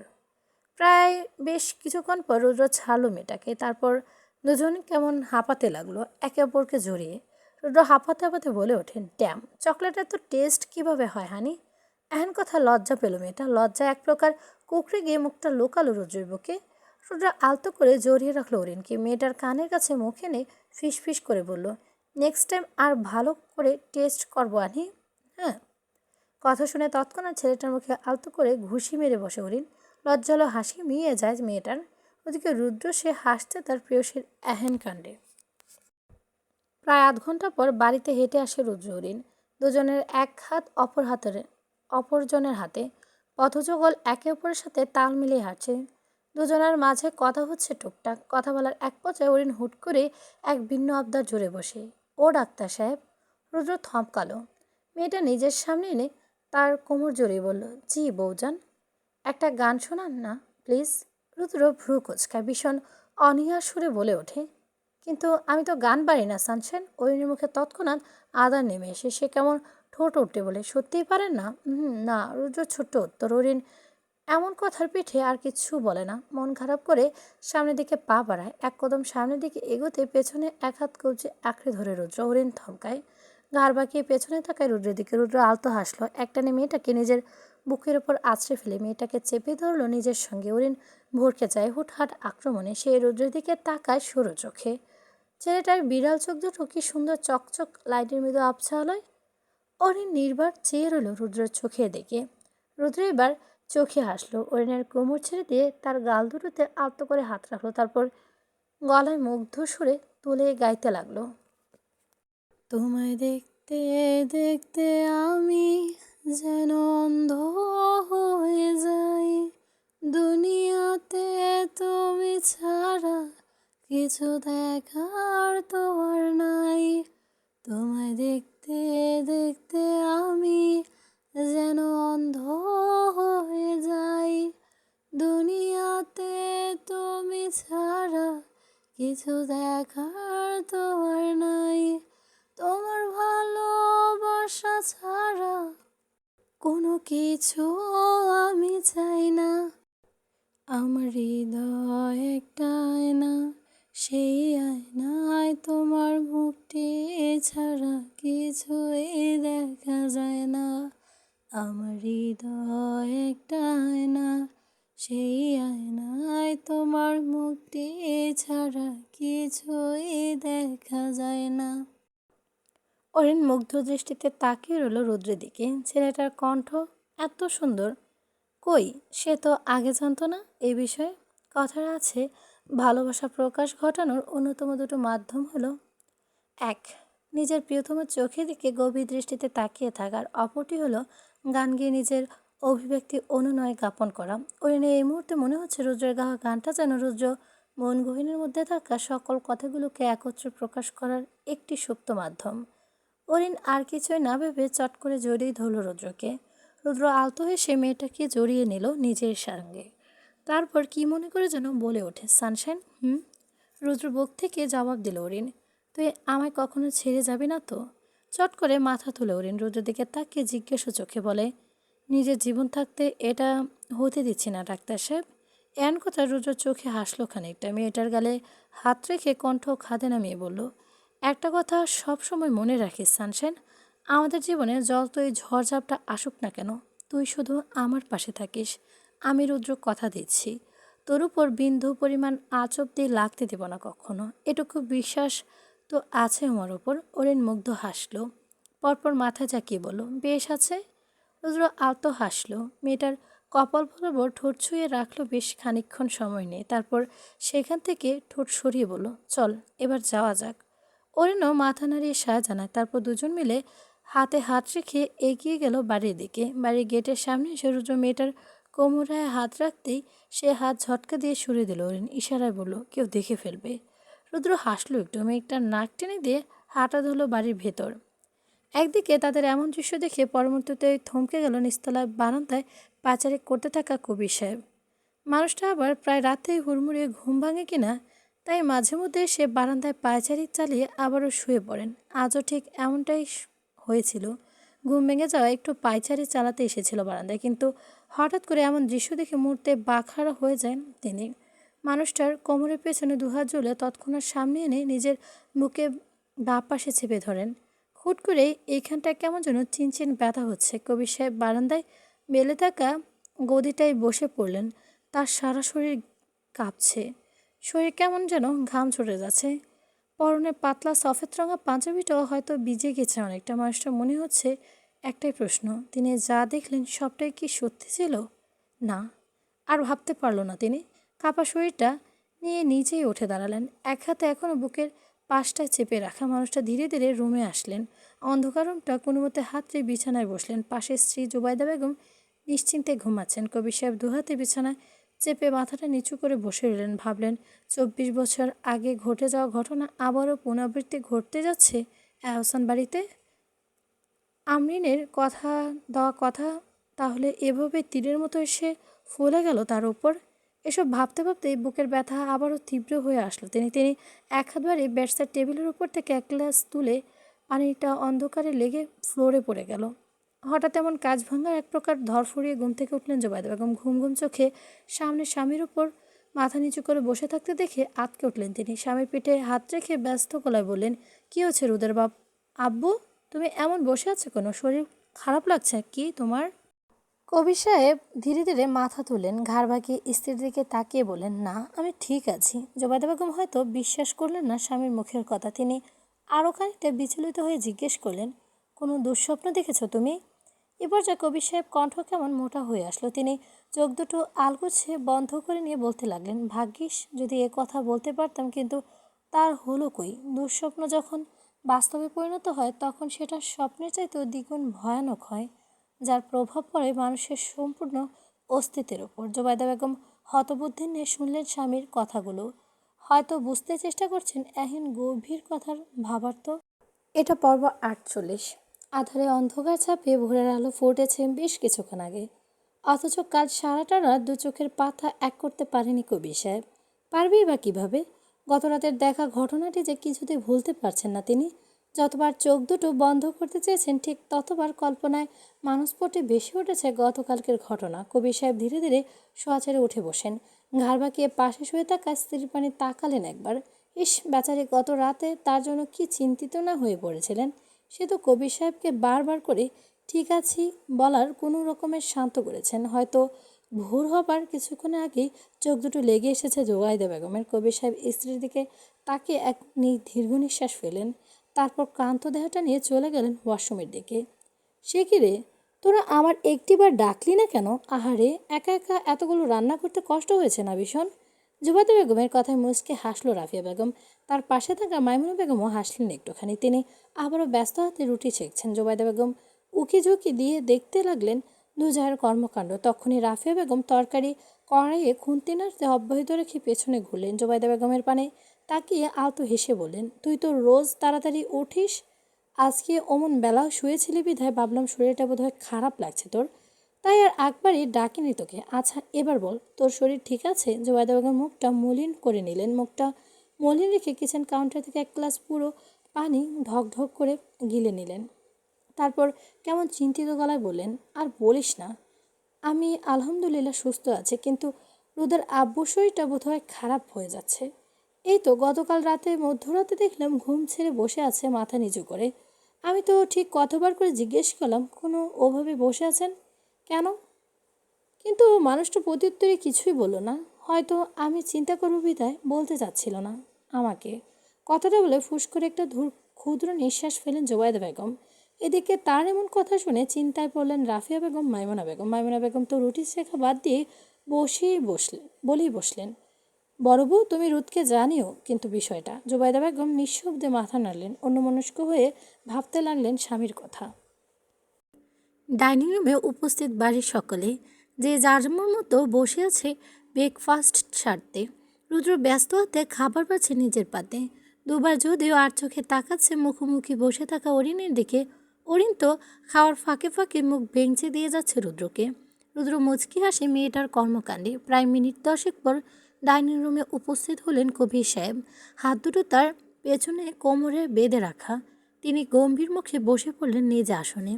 হাত বাড়িয়ে খাবারের প্লেট সামনে এনে এক পলক আর চোখে তাকালেন রুদ্রের দিকে। দেখতে পেল ছেলেটা খাবার খাচ্ছে কম, অরিনের দিকে তাকাচ্ছে বেশি। কবির সাহেব তৎক্ষণাৎ নিজের দৃষ্টি সরিয়ে আনলেন ছেলের উপর থেকে। মানুষটা গম্ভীর মুখে আদলে ফুটে উঠল খানিকটা রাগী ভাব। তিনি নাক ফুলিয়ে সাব্বির সাহেবের উদ্দেশ্যে বললেন, সাব্বির। সাব্বির সাহেব খাওয়ার ফাঁকে ফাঁকে পাশে বসা তাইব সাহেবের সঙ্গে কথা বলেই যাচ্ছিলেন। এরই মধ্যে হুট করে বড় ভাইয়ের ডাক কানে আসতে সেদিকে ফিরলেন তিনি। বাধ্যগত মানুষের মতোই বললেন, জি ভাইজান। তোর খাওয়া শেষ হলে আমার রুমে আসিস, জরুরি একটা বিষয় নিয়ে আলোচনা করব তোর সঙ্গে। সাব্বির সাহেব হ্যাঁ সূচক মাথা নাড়ালেন, তারপর ফের মনোযোগ টানলেন নিজের খাওয়ার দিকে। কবির সাহেব বারান্দায় বসে পত্রিকা পড়ছেন। মানুষটা চোখে আটা মোটা ফ্রেমের চশমা আর মুখে চিরচেনা গম্ভীর ভাবসাব। সামনে টেবিলের উপর রাখা আছে গরম ধোয়া ওঠা এক কাপ লাল চা। তিনি পড়ার ফাঁকে ফাঁকে এক দুবার চুমুক দিচ্ছেন চায়ের কাপতে। ঠিক সেই সময় সাব্বির সাহেব রুমে এসে উপস্থিত হলো। আশেপাশে একবার নজর বলে বড় ভাইকে খুঁজলেন, কিন্তু পেলেন না। তাই তিনি মৃদু স্বরে ডাকলেন, ভাইজান। কবির সাহেব পত্রিকার পৃষ্ঠা থেকে নজর ওঠালেন। গলায় মৃদু গলা খাকারি দিয়ে বললেন, বারান্দায় আয়। সাব্বির সাহেব ভাইয়ের আওয়াজ পাওয়া মাত্রই বারান্দায় ছুটলেন। তাকে দেখে কবির সাহেব পত্রিকাটি ভাঁজ করে টেবিলের ওপর রাখলেন। গম্ভীর মুখে ছোট ভাইয়ের পানে তাকিয়ে বললেন, ঘরের দরজাটা ভেতর থেকে লাগিয়ে দিয়ে আয়। এ পর্যায়ে সাব্বির সাহেব খানিকটা চিন্তিত হলেন। কপালে তার দেখা মিলল দুদিন এক চিন্তার ভাঁজ। তিনি মনে মনে ভাবলেন, বড় ভাইজান কি এমন বলবে তাকে যার জন্য দরজা অব্দি লাগাতে বলল। কিয়ৎক্ষণ বাদে সাব্বির সাহেব নিজের এহেন ভাবনার মাঝে হতেই বেরিয়ে এলেন। জোরালো কদমে গিয়ে দরজাটা ভেতর থেকে লাগিয়ে ফের ভাইয়ের কাছে আসলেন। পরক্ষণে গলায় একরাশ চিন্তার রেশ টেনে জিজ্ঞেস করলেন, কি হয়েছে ভাইজান? কবির সাহেব ভাইয়ের হাত টেনে নিজের পাশে চেয়ারে বসালেন। বললেন, তোকে একটা কথা জিজ্ঞেস করবো ভাবছি। কি কথা ভাইজান? আচ্ছা, আমার যে কোনো সিদ্ধান্তের উপর তোর ভরসা আছে তো? সাব্বির সাহেব বেশ অবাক হলেন এহেন কথায়। তিনি অবাক সুরে বলে ওঠেন, এ আবার কেমন কথা ভাইজান? তোমার সিদ্ধান্ত আজ অবধি নাকচ করেছি আমরা কেউ, আজকেও আর হুট করে এমন কথা কেন জিজ্ঞেস করছো? কবির সাহেব এবার খানিকটা নড়ে চড়ে বসলেন। ছোট ভাইয়ের হাতের ওপর হাত রেখে বলেন, জানি, কিন্তু তবুও আজ জিজ্ঞেস করেছি অন্য একটা কারণে। কি সেই কারণ? সাব্বির সাহেবের কণ্ঠে স্পষ্ট লেগে আছে কৌতুক। আমি অরিনের সম্বন্ধে ব্যাপারে আলাপ করতে চাইছি। সাব্বির সাহেব থমকালেন। কিয়ৎক্ষণ অসহায় চোখে তাকিয়ে রইলেন ভাইয়ের দিকে। কি করে ভাইকে বোঝাবেন তিনি? তার যে এমনি মেয়েকে বিয়ে দেবার মতো সাহস হয়নি। কবির সাহেব হয়তো বুঝলেন ভাইয়ের মনের কথাগুলো। তিনি কেমন আশ্বস্ত সুরে বলতে লাগলেন, আমি জানি তুই কি ভাবছিস, কিন্তু এটাই তো সত্য। আজ না হয় কাল মেয়েকে তো বিয়ে দিতেই হবে। তাছাড়া ছেলের পরিবারের মানুষও বেশ ভালো, এমনি তুই চিনিস ওদের। সাব্বির সাহেব ভ্রু কুচকায়, জিজ্ঞাসু চোরে ভাইয়ের দিকে তাকিয়ে বলেন, কার কথা বলছো ভাইজান? আকাশ, ওই যে আমাদের বিজনেস পার্টনার জনাব তৌসিফ মির্জার বড় ছেলে, আকাশ মাহমুদ, ক্লাউড ইঞ্জিনিয়ার। ছেলেটা দেখতে যেমন ভালো, ঠিক তেমনি চারিত্রিক দিক দিয়েও বেশ ভালো। এখন তুই বল, আমি কি আগাবো ব্যাপারটা? সাব্বির সাহেব মৃদু ঢোক গিললেন। শুষ্ক অধৈর্যরা জিভ দিয়ে কোনো মতে বেঁধিয়ে নিয়ে বললেন, এ মানে ভাইজান, বলছিলাম যে এত তাড়াতাড়ি। ইয়ে মানে ভাইজান। তার কথা শেষ হবার আগেই কবির সাহেব মুখ তুলে নিলেন, টেনে নিলেন কথাটা, বললেন, আরে তারা তো এক্ষুনি মেয়েকে তুলে নিয়ে যাবে না, তারা আপাতত কাবিনটা করে রাখতে চাইছে, তারপর মেয়ের পড়াশোনা শেষ হলে তুই নিয়ে যাবে, তুলে নিয়ে যাবে আর কি। এহেন একটা কথাই বুঝি বেশ স্বস্তি পেল সাব্বির সাহেব। তিনি খানিকটা স্বস্তির নিঃশ্বাস ফেলে বড় বাইরের দিকে তাকিয়ে মৃদু হেসে বলেন, তাহলে ঠিক আছে ভাইজান, আমার ওরই যদি এই নিয়ে কোনো আপত্তি না থাকে তাহলে আমারও কোনো আপত্তি নেই। এহেন কথায় বুঝি বেশ অসন্তুষ্ট হলেন কবির সাহেব। তার সম্পূর্ণ মুখে অভিব্যক্তি কেমন যেন পাল্টে গেল নিমিষে। তিনি গম্ভীর হয়ে চেয়ারটায় গায়ে এলিয়ে দিলেন, কপালে হাতে আঙুল বোলাতে বোলাতে বললেন, ঠিক আছে, আমি কথা বলবো ওর সাথে। সাব্বির সাহেব মৃদু হেসে মাথা নাড়ায়, তারপর হুট করে কিছু একটা মনে পড়ার ভঙ্গিতে বলে ওঠে, তা ভাইজান কবে আসবে তারা? আজই। কবির সাহেবের আগের মতো গম্ভীর কণ্ঠে জবাব দিলেন। সাব্বির সাহেব অবাক হলেন ভাইয়ের কথায়, অবাক কণ্ঠেই বললেন, আজকে? না মানে বলছিলাম এত কম সময়ের মধ্যে কিভাবে কি করব? আর কি, একটু গোছগাছের তো ব্যাপার আছে, তাই না? কবির সাহেব কপাল থেকে হাত সরালেন এবার, ছোট ভাইয়ের দিকে সরু চোখে তাকিয়ে বলেন, সব হয়ে যাবে, শুধু সময়ের অপেক্ষা। সময় বেলা 11টা। অরিনের বিছানায় উপর হয়ে শুয়ে মোবাইলে স্ক্রল করতে করতে গুনগুন করে গান গেয়ে যাচ্ছে এক মনে। আজ কেন যেন তার ইচ্ছে করছে না ভার্সিটিতে যেতে। অরিন ফোন স্ক্রল করতে করতে বেশ লম্বা একটা হামি টানলো। সকাল সকাল ঘুম ছেড়ে উঠে পড়ায় এখন বুঝি দু চোখটু তন্দ্রা নামছে খানিকটা। অরিন ফোনটা হাত থেকে সরিয়ে বালিশের পাশে রাখলো, মুখটা বালিশের মধ্যে খুঁজেই হঠাৎ কল্পনার মানসপটে ভেসে উঠল রুদ্রের সুশ্রী মুখখানা। অরিন চোখ বন্ধ রেখে মুচকে হাসল। ঠিক তখনই এক গম্ভীর কণ্ঠ বেশি এলো ঘরের দরজার সামনেই, অরি। অরি হকচকায়, তড়িঘড়ি করে শোয়া ছেড়ে ওঠে বিছানায়, হাত দিয়ে গায়ের ওড়নাটা খানিকটা ঠিকঠাক করে বিছানার সামনে দাঁড়িয়ে থাকা কবির সাহেবের দিকে তাকায়। ঠোঁটের কোণে হালকা হাসির রেশ টেনে বলে, জি বরাব্বু, কিছু বলবে? কবির সাহেব গম্ভীর মুখে রুমে ঢুকলেন। ওরি বিছানার কাছে খানিকটা দূরে দাঁড়িয়ে রাশভারী কণ্ঠে বলেন, তোমার সাথে কিছু কথা আছে। ওরি তৎক্ষণাৎ নড়ে চড়ে বসল, উৎসুক হয়ে জানতে চাইল, হ্যাঁ হ্যাঁ বলো, কি বলবে? এ পর্যায়ে কবির সাহেব থামলেন একটুখানি, চোখ তুলে তীক্ষ্ণ দৃষ্টিতে চাইলেন অরিনের দিকে। তার অমন দৃষ্টি দেখে ভরকে গেল অরিন, মুখটা কেমন হুট করে মোচড় দিয়ে উঠল খানিকটা। আচ্ছা, হঠাৎ করে এমন একটা অনুভূতি আসছে কেন তার মধ্যে? এ আবার নতুন কোনো ঝড় আসবার পূর্বলক্ষণ নয় তো? বাড়ির পরিবেশ বেশ জমজমাট। গৃহিণীরা ব্যস্ত হয়ে পড়েছেন রান্নাঘরে। চার যা মিলে হাতে হাতে কাজ করে নিচ্ছেন ভাগ ভাটোয়ারা করে। সবার মধ্যে ভীষণ উৎকণ্ঠা। কেউ এমন হুটহাট সম্বন্ধ নিয়ে আসার কথা বলে এটুকু সময়ের মধ্যে কিভাবে এতগুলো কাজ সামলান দিবেন তারা? রাইসা বেগম টেবিলে গোছানো শেষে ছুটে এলেন রসুই ঘরে, তারপর নিজ উদ্যোগে হাত বাড়িয়ে লাগলেন বাকিদের সঙ্গে। জুবাইদা বেগম রোস্টের প্লেটে হালকা একটু ঘি ছড়িয়ে ঢাকনা দিয়ে আবারও হাতে থাকা স্ট্যাচুটা নামিয়ে রেখে শাড়ির আঁচলে ঘমার্ত মুখখানা কোনো মতে মুছলেন। এদিকে রাফিয়া বেগমের হাতে গ্লাভস পরে বালুশাহী মিষ্টিটা মাখছেন। এই তো আর একটু পরে গরম তেলে ছেড়ে দিবেন সেগুলো। মিষ্টি বানানোর এক পর্যায়ে হাতে একটা কাঠি নিয়ে তেলটা পরক করে নিলেন তিনি। যাক, তেলটা একেবারে পারফেক্ট আছে মিষ্টিগুলো দেওয়ার জন্য। তিনি একে একে মিষ্টিগুলো দিয়ে দিলেন তেলের ওপর। খানিকটা দূরে দাঁড়িয়ে কাচের বাসনকুসন পরিষ্কার করে ধুয়ে দিচ্ছেন, সেগুলো ভালো পরিষ্কার শুকনো কাপড় দিয়ে মুছে দিচ্ছেন মাইমুনা বেগম। এমন সময় সেখানে এসে উপস্থিত হলো কবির সাহেব। গম্ভীর হয়ে খানিকটা উঁচু গলায় বলেন, রান্নাবান্না কত দূর তোমাদের? জুবাইদা বেগম চোলার কাছ থেকে সরে এলেন কিছুটা, স্বামীর সামনে এগিয়ে এসে বললেন, এই তো প্রায় শেষের পথে। কবির সাহেব মাথা নাড়ালেন। গম্ভীর হয়ে চলে যেতে নিলে পেছন থেকে জুবাইদা বেগম বলে ওঠেন, বলছি রোদের আব্বু, ছেলে দুটোকে ফোন করে চলে আসতে বলো তো। থামলেন কবির সাহেব, ঘাড় বাঁকিয়ে পেছন ফিরে কোনো মতো বলেন, তারা সময় মতো চলে আসবে, তোমরা নিজেদের কাজ করো। জুবাইদা বেগম ভ্রু কুচকালেন। রুদের আব্বুর ব্যবহার আজ কেমন যেন অন্যরকম ঠেকছে তার কাছে। ব্যাপারটা কি? তার উপর কাউকে তেমন কিছু আগাম সংকেত না দিয়ে এত ব্যস্ত হয়ে মেয়েটার সামনে সম্বন্ধ নিয়ে আসলেন কেন তিনি? সবেমাত্র কয়েকটা দিন আগে রুহিটার বিয়ে হয়ে গেল, মেয়েটা তো এখনও দেশেই ফেলো না। এরই মধ্যে তিনি সম্বন্ধ নিয়ে আসলেন। জোবাইদা বেগম ভাবুক হয়ে ডাইনিংয়ের একটি চেয়ারে বসেন। কিয়ৎক্ষণ বাদে রাফিয়া বেগমের কাছে একটু বিরতি নিতে ডাইনিংয়ে আসলেন। তখনই তার দৃষ্টি আটকে গেল চেয়ারে বসে থাকা জোবাইদা বেগমের দিকে।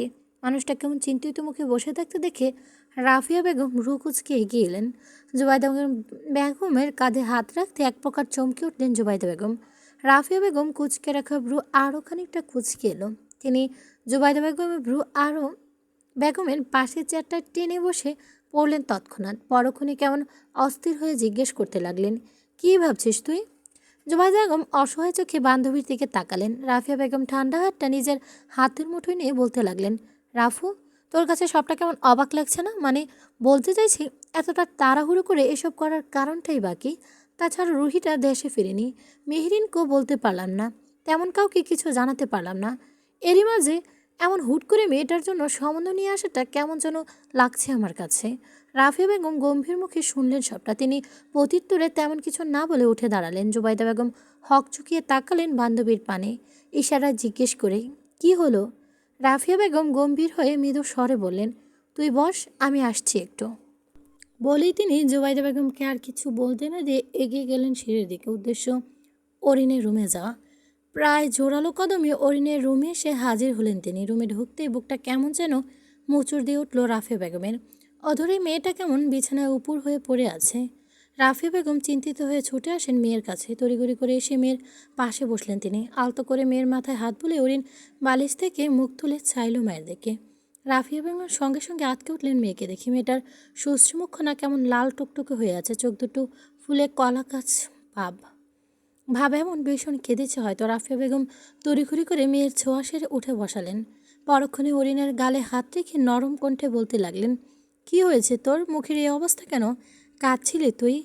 অরিন বেজা চোখে হাসলো কিছুটা। মৃদু নাক টেনে ঝট করে মায়ের বুকে আছড়ে পড়ল মেয়েটা। রাফিয়া বেগম একধাপ চিন্তিত হলেন মেয়েকে নিয়ে।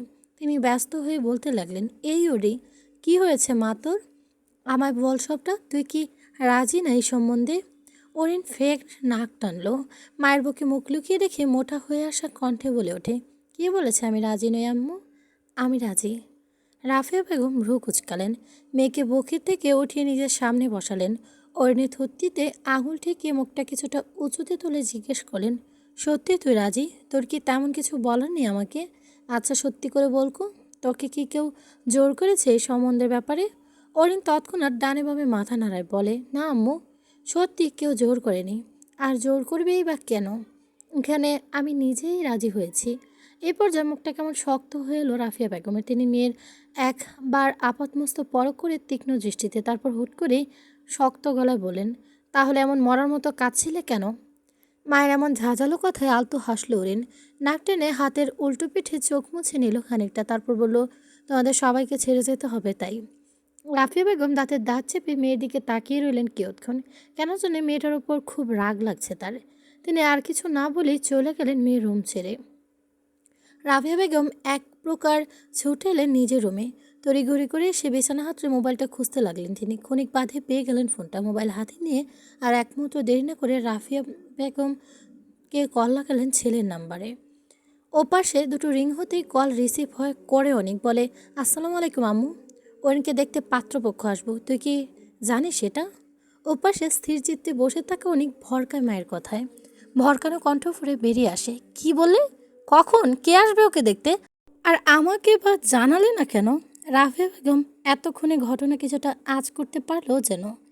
তিনি অনিকের প্রশ্নে কোনোরূপ জবাব না দিয়ে গম্ভীর কণ্ঠে বললেন, তাড়াতাড়ি রুদকে নিয়ে বাড়ি ফির, আম ওয়েটিং।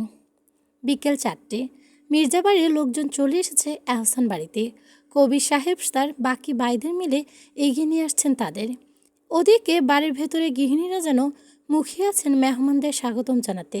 বাকি সবাই বেশ আপ্লুত থাকলেও রাফিয়া বেগম একেবারে নির্বিকার মুখে দাঁড়িয়ে আছেন এক কোণে।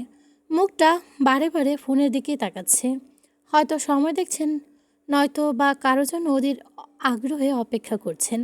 প্রায় মিনিট 5 পর তৌসিফ মির্জা ও তার স্ত্রী হামিদা মির্জা এবং তাদের বড় ছেলে আকাশ আর একমাত্র মেয়ে মাহা এসে প্রবেশ করে বাড়ির ভেতরে। তারা এসে বসেন ড্রয়িং রুমে। তাদেরকে দেখে গৃহিণীরা সে সাহায্যমুখী হয়ে কৌশলাদি বিনিময় করতে লাগলেন সকলের সঙ্গে। কৌশলাদি বিনিময়ের পর্ব শেষ হলে টুকটাক কথাবার্তা বলতে লাগলেন সকলে মিলে। ঠিক তখনই এলোমেলো চুলে জুতো পায়ে হন্তদন্ত হয়ে বাড়িতে প্রবেশ করে রুদ্র। তার পেছন পেছন ছুটে আসে অনিক। রুদ্র কেমন বুক ফুলিয়ে হাঁপাচ্ছে, হয়তো খুব দ্রুত ছুটে এসেছে বাড়িতে। তাকে এভাবে এমন অবস্থায় দেখে ভরকালেন উপস্থিত সকলে। তৌসিফ মির্জা তো হাঁ করে তাকিয়ে আছেন রুদ্রের দিকে, হয়তো ভাবছেন ছেলেটা এত বড় হয়েও ম্যানার্স বালাই জানে না, এভাবে জুতা পায়ে বাড়িতে ঢুকে কেউ। প্রায় মিনিট খানেক বাদে কবির সাহেব গম্ভীর মুখে উঠে দাঁড়ান। ছেলের দিকে শক্ত চোখে তাকিয়ে বলে ওঠেন, রুমে যাও, ফ্রেশ হও, তারপর। আর কথা শেষ হবার আগে রুদ্র তার দিকে তাকায় রক্তবর্ণ হয়ে আসা চোখ দুটো দিয়ে। কবির সাহেব সরু চোখে তাকিয়ে রইলেন ছেলের দিকে। রুদ্রের শ্যামবর্ণ মুখশ্রী কেমন যেন লাল হয়ে আছে, চোয়ালটা ফুলে উঠেছে শক্তভাবে। রুদ্র দাঁতের দাঁত চেপে বলে ওঠে, ওনাদের আসতে বলেছে কে? উপস্থিত সবাই বুঝি হা হয়ে গেল এহেন কথায়। সাব্বির সাহেব তো অবাক হয়ে তাকিয়েছেন রুদ্রের দিকে। তাফসির সাহেব ছুটে আসেন রুদ্রের নিকট, গম্ভীর গলায় বলেন, কি হচ্ছেটা কি রুদ? তুমি হঠাৎ এমন বিহেভ করছো কেন? দেখো, মেহমানরা কিন্তু বাজেভাবে দেখছেন বিষয়টা। তাসি সাহেবের কথায় শেষবারে হবার সঙ্গে সঙ্গে রুদ্র এক প্রকার বজ্র কণ্ঠে বলে ওঠে, who the hell cares about that's fucking bullshit চাচ্চু? আমার ওরিকে দেখতে আসার সাহস আসে থেকে ওনাদের? ব্যাস, এটুকু কথাই বুঝি যথেষ্ট ছিল পুরো এহসান বাড়ি বর্জ্যপাত ঘটানোর জন্য। উপস্থিত সকলে এক প্রকার চমকে উঠে বসা ছেড়ে দাঁড়িয়ে পড়েন। তৌসিফ মির্জা রাগে অপমানে মুখ লাল করে তাকিয়েছেন কবির সাহেবের দিকে। এভাবে বাসায় ডেকে এনে অপমান করানোর মানেই বা কী? তারা তো আসতেই চায়নি এমন তাড়াহুড়ো করে। সেই তো কবির সাহেব রিকোয়েস্ট করলেন বিধায় চলে আসলেন তারা, কিন্তু এখানে সে তো মনে হচ্ছে বেশ বড়সড় একটা অপমান হবে তারা। কবি সাহেব এবার মুখ খুলেন, দাঁত কিরমির করে ছেলেকে বলেন, বিহেভ ইউর সেলফ রোদ। বাসায় মেহমান আছে, তাদের সামনে নিজেকে এভাবে বখাটেদের মতো প্রমাণ করতে উঠে পড়ে লেগেছ কেন? রুদ্র বুঝি ফুঁসে ওঠে আরেকটু। সে তৎক্ষণাৎ জোরালো কদমে এগিয়ে আসে তৌসিফ মির্জার সামনে, তারপর এক হাত বুকে চেপে অন্য হাতে পেছন দিকে বেশ কায়দা করে বলতে থাকে, দুঃখিত আঙ্কেল, আপনারা যেই মেয়েকে সম্বন্ধ নিয়ে এসেছেন সে মেয়ে আগা থেকে গোড়া পুরোটাই আমার। আমি বাদে তাকে অন্য কারোর সঙ্গে বিয়ে দেওয়া তো তোর, এমন কথা চিন্তাও যদি করা হয় তাহলে আমি এই ইফতেখার এহসান রুদ্র ভুলে যাব আমার সকল লিমিট। তাই বলছি প্লিজ এখান থেকে সসম্মানে চলে যান, আদারওয়াইজ একটু পর হয়তো আমি সম্মানের বিষয়টাও একেবারে ভুলে যাব। এমন এক হাঁটুর বয়সী ছেলে থেকে এমন তেরা বেঁকা কথা আর হুমকি পেয়ে খানিকটা গর্জে উঠলেন মির্জা সাহেব। তিনি শক্ত চোখে কবি সাহেবের দিকে তাকিয়ে বলেন, এভাবে বাসায় এনে অপমান করানোর কি সত্যিই দরকার ছিল মিস্টার আহসান? আমি কিন্তু এই দিনটার কথা কোনোদিনও ভুলব না।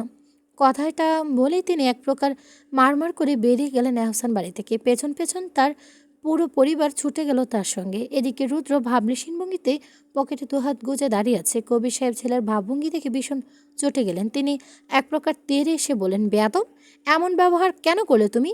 এই শিক্ষা দিয়েছি তোমায় আমি? রুদ্র শেষাত্মক হাসলো খানিকটা।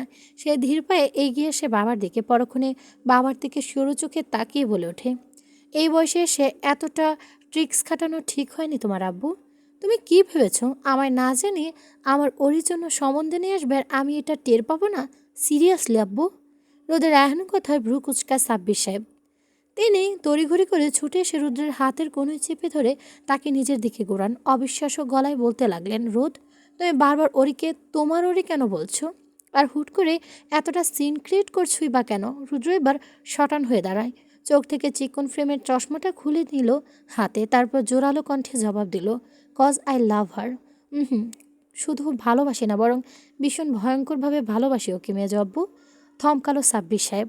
মধ্যবয়স্ক শরীরটা বোধ হয় কেঁপে উঠল খানিকটা, চোখ দুটো কার্নিশে কেমন ছলছল হয়ে আসলো যেন। তিনি পিছিয়ে গেলেন দু কদম, পেঁচাতে পেঁচাতে হুট করে বসে পড়লেন পেছনের সোফাতে। তাইব সাহেব দুটো এসে ভাইকে আগলে নিলেন নিজের সঙ্গে। কিয়ৎক্ষণ বাদে সাব্বির সাহেব অসহায় মুখে তাকালেন বড় ভাইয়ের দিকে, থেমে থেমে বললেন, তুমি কি এসব আগে থেকেই জানতে ভাইজান? কবির সাহেব নিশ্চুপ, গম্ভীর মুখটা অন্যদিকে ফিরিয়ে রেখেছেন তিনি। তা দেখে সাব্বির সাহেব ফের তাগা দিয়ে জিজ্ঞেস করলেন, ও ভাইজান বলো না, তুমি কি আগে থেকে জানতে এ ব্যাপারে? কবির সাহেব গম্ভীর মুখে জবাব দিলেন, হ্যাঁ। ব্যাস, এটুকু শোনামাত্র মাথাটা পেছন থেকে এলিয়ে যেন মধ্যবয়স্ক সাব্বির সাহেব চোখজোড়া বন্ধ করে নিয়ে অসহায়ের মতো বলতে লাগলো, কেন ভালোবাসতে গেলি ভাব? কেন ওই পুরনো আগুনের ছাই আবারও নতুন করে নিজের গায়ে মাখতে গেলি? কেন ওই পুরনো অভিশাপে নিজেকে জড়ালি রোদ? শুধু এটুকু বলতে পারলেন মানুষটা, তারপর আর কথাও বলতে পারলেন না, তাই না? পারবে বা কী করে? গলা যে ধরে আসছে তার, ভাব এমন কেউ বুঝি ভীষণ জোরালোভাবে কণ্ঠ রোধ কেড়েছে তার। সাব্বির সাহেব ঝিমঝিম করা মাথাটা নিয়ে নড়ে চড়ে বসলেন, রোদের দিকে জিজ্ঞাসা চোখে তাকিয়ে বলেন, রোদ, তুই না হয় আমার মেয়েকে পছন্দ করিস বাপ, কিন্তু ওরি, ও কি তোকে পছন্দ করে? রোদ এবার প্রলেপ আস্থায় সাথে হাসলো খানিকটা। সে তৎক্ষণাৎ জবাব দিল, হ্যাঁ, ওরিও আমায় ভালোবাসে। এবার বুঝি মাথায় বাজ পড়ল সাব্বির সাহেব। তিনি চট করে বসা ছেড়ে উঠে দাঁড়ান, রোদের দিকে এগিয়ে এসে বলতে লাগলেন, মানে ওরি যদি তোকে ভালোই বেসে থাকে তাহলে আজ এই সম্বন্ধেও রাজি কেন হলো? তড়িৎ চমকে ওঠে রৌদ্র, বিস্ফোরিত নেত্রে তাকে সাব্বির সাহেবের দিকে, গলায় একরাশ অবিশ্বাসের ছাপ ফুটিয়ে বলে, অসম্ভব, তোমার হয়তো জোর করেছ এসব বলতে। কবির সাহেব এবার গলা খাকারি দিয়ে ওঠেন, অনিকের দিকে তাকিয়ে বলেন, অরিকে নিয়ে এসো এখানে। অনিক বুঝি এতক্ষণ এই কথাটারই অপেক্ষা ছিল। সে তড়িৎ গতিতে ছুটে গেল সিঁড়ি বেয়ে। প্রায় মিনিট পাঁচেক পর নিয়ে আসলো অরিনকে। অরিন ভাইয়ের হাতটা ছেড়ে দিয়ে দাঁড়ালো সিঁড়ির কোণে। কবির সাহেব গম্ভীর মুখে এগিয়ে আসেন খানিকটা, অরিনের দিকে তাকিয়ে বলে ওঠেন, তুমি কি রোদকে ভালোবাসো? অরিন নিশ্চুপ, হয়তো ভীষণ অস্থির হচ্ছে মেয়েটা। অস্থিরতায় বারে বারে হাত কষলে যাচ্ছে সে। কিছুক্ষণ হয়ে যাবার পর তাকে একই ভঙ্গিতে দাঁড়িয়ে থাকতে দেখে রুদ্র বলে, সানশাইন প্লিজ স্পিক আপ, আজ অ্যাটলিস্ট বলে ফেল সবটা। কবির সাহেব একবার আর চোখে তাকালেন ছেলের দিকে, তারপর আবারও মেয়েটার দিকে তাকিয়ে বলেন, কিছু জিজ্ঞেস করছি অরিন, তুমি কি রোদকে ভালোবাসো? না। থমকায় রুদ্র। এক মুহূর্তের জন্য নিঃশ্বাস ফেলতে ভুলে গেল ছেলেটা। তার মাথাটা কেমন ফাঁকা ফাঁকা লাগছে এখন। কি শুনল সে? অরিন কি সত্যি না বলো? রুদ্র নিঃশ্বাস ভারী হয়ে আসছে ক্রমাগত। সে এদিক ওদিক তাকায় এলোমেলো দৃষ্টিতে, বুকটা কেমন যেন তীরের মতো বিঁধছে কিছু একটা। তার চোখ দুটো কেমন অস্থির হয়ে ওঠে তৎক্ষণাৎ। সে এক হাতে বুকের বাপাসটা ডলতে থাকে ক্রমশ। কি হচ্ছে এই যুবকের সাথে? বুকের বাপাসটা কেন ডলছে সে? তার কি ব্যথা হচ্ছে ওইদিকে? বুঝলো বারবার ঢোক গিলে গলার কাছটা কেমন যেন ব্যথা ব্যথা লাগছে। অদূরে দাঁড়িয়ে থাকা জুবাইদা বেগম শাড়ির আঁচলে মুখ গুজে কাঁদলেন। ছেলেটার এখন পরিস্থিতি মা হয়ে দেখা বড় দায়। রুদ্র কাঁপা কাঁপা দেহ নিয়ে এক পা করে এগিয়ে এসে দাঁড়ায় অরিনের মুখোমুখি। ঘন ঘন নিঃশ্বাস ফেলে পাগলের মতো বলতে থাকে, কি কি বললি তুই? আমি হয়তো ভুল শুনেছি, তুই আরেকবার বল প্লিজ। অরিন চুপ করে রইল এক মুহূর্ত, পরক্ষণে মাথা নিচু রেখে কেমন শক্ত গলায় ফের বলল, না, আপনি ভুল শুনে নিরোধ ভাই, আমি সত্যি আপনাকে ভালোবাসি না। এবার বুঝি নিজেকে সামলে রাখতে পারল না রুদ্র। ছেলেটা তৎক্ষণাৎ টলমল পায়ে দুপা পিছিয়ে যায়, টলমল শরীরটা ধরে রাখতে না পেরে হেলে পড়ে ফ্লোরে। জুবাইদা বেগম ঘর কাঁপিয়ে চিৎকার করে দৌড়ে আসেন ছেলের কাছে। অনেক এক প্রকার দৌড়ে সে রুদ্রকে আগলে নিল নিজের সঙ্গে। তাসির সাহেব রক্তচক্ষু নিয়ে ছেলেটার পিঠ চাপড়ে দিতে লাগলেন। তাইফ সাহেব সাব্বির সাহেবকে ধরে রেখেছেন সেই কখন থেকে। তিনি অসহায়ের মতো রুদ্রের দিকে তাকিয়ে আছেন। রাফিয়া বেগম দৌড়ে গেলেন রান্নাঘরে, ছেলেটার জন্য শরবত আনতে বোধ হয়। রুদ্র গা ছেড়ে দিয়েছে একেবারে। তার অনিমেষ চোখ জোড়া এখনও তাকিয়ে আছে অদূরে দাঁড়িয়ে থাকা অরিনের পানে। ছেলেটার চোখ দুটো দিয়ে গড়িয়ে পড়েছে নোনা জল। জুবাইদা বেগম হাউমাউ করে কাঁদতে কাঁদতে ছেলেকে বুকে চেপে ধরলেন। শাড়ির আঁচলে ভেজা চোখ দুটো মুছে দিয়ে নরম হাতে। রুদ্র তখন দুহাত পেছনের দিকে হেলে ছাদের দিকে মুখ তাক করে বড় বড় হাঁ করে নিঃশ্বাস ফেলতে থাকে ক্রমাগত। ছেলেটার সারা শরীর কেমন ঘেমে নিয়ে একাকার অবস্থা। রুদ্র কেমন কাঁপা কাঁপা গলায় বলতে লাগলো, আম্মু, আম্মু, ও আম্মু, ধরো আমায়, আমি মরে যাচ্ছি আম্মু, আমার বুকটা কেমন ফেটে যাচ্ছে। ও আম্মু, আমার এত কষ্ট হচ্ছে কেন? আমার মাথাটা এত ব্যথা করছে কেন? আম্মু, আমি কি সত্যি মরে যাব? মা। জুবাইদা বেগম চিৎকার করে কাঁদছেন। ছেলের বুকে পিঠে ডলতে ডলতে বললেন, এভাবে ভেঙে পড়িস না বাবা, ধৈর্য ধর বাবা। না। এত শত বোঝানোর পর ছেলেটার কষ্টগুলো বাড়ছে বই কমছে না। রুদ্র কেমন পাগলের মতো মাথা নাড়িয়ে বলতে লাগলো, মা গো, আমি সত্যি ওকে ভালোবাসি মা। ও মিথ্যা বলছে মা, আমি জানি ও আমায় ভালোবাসে। মা, আমার প্রচুর কষ্ট হচ্ছে মা, আমার নিঃশ্বাস ফেলতেও কষ্ট হচ্ছে। আমার চোখের সামনে সব কিছু কেমন যেন অন্ধকার হয়ে আসছে মা, আমি আর পারছি না। রোজা একের পর এক আহাজারি কেঁদে বুক ফসাচ্ছেন সকলে। সাব্বির সাহেব সোফার হ্যান্ডেলে হাত রেখে তারপর উপর মাথা টিকে কেঁদে যাচ্ছে নিঃশব্দে। কবির সাহেব অন্যদিকে মুখ ঘুরিয়ে রেখেছেন। পাথরে মানবটার চোখ দুটো কেমন লাল হয়ে এসেছে। আচ্ছা, সে কি কাঁদছে? অরিন আর সেখানে দাঁড়ালো না, এক প্রকার ছুটে দৌড়ে চলে গেল নিজের রুমে। প্রায় মিনিট দশেক পর রুদ্র কিছুটা স্বাভাবিক হলো। চোখের কান্নাগুলো শার্টের হাতে মুছে নিয়ে মুখের আদলে পরিবর্তন আনলো। দৃঢ় চোয়াল শক্ত করে ফুটিয়ে তুলে গটগট পায়ে এগিয়ে গেল সিঁড়ি বেয়ে। এদিকে তাকে অমন চলে যেতে দেখে পেছন থেকে ডাকতে শুরু করলেন কবির সাহেব, রোদ দাঁড়াও বলছি, মেয়েটাকে একা ছেড়ে দাও রোদ। কথাটা বলে তিনি সিঁড়ির দিকে এগুতে গেলে তার হাত পেছন থেকে চেপে ধরলেন তাশরিফ সাহেব। কবির সাহেব ভ্রুকুচকে তাকালেন পেছনে, আর তৎক্ষণাৎ তিনি ভড়কে গেলেন খানিকটা। তাশরিফ সাহেব রক্তচোখে যেন চিৎকার করে তাকে বলছে, থেমে যাও ভাইজান। অনিক রুদ্রের পিছু পিছু ছুটে আসে অরিনের রুমের দিকে।